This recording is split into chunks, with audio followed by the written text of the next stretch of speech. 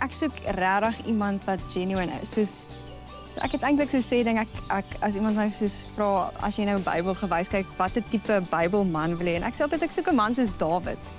Want Dawid het verskriklik baie droom gemaak. Soos hy I can relate. I can relate. Ja, hy het letterlik met sy beste vriend se vrou cheat en alles. I cannot relate. Ja, kyk right man. Hy was bereid om die shots op die ken te vat, te gaan jammer sê en aan te gaan, verstaan? En die Here sê hy was 'n man na sy hart. En ek bedoel, dis 'n ou wat nie skaam is om te sê hoor ek het my foute gehad nie, maar dis wie ek is en ek streef om soos ek streef altyd om die beste persoon te wees. En soos ja, ek dink Silmarie het definitief gewys dat sy ernstiger kan wees. Dit was vir my goed om met haar 'n bietjie meer 'n ernstiger gesprek of ten minste 'n ernstige vraag te hê. Ek kan definitief agterkom sy is hier vir my. So met al die goeters gesê en gedaan, is ek nog steeds die rede hoekom sy hierso is.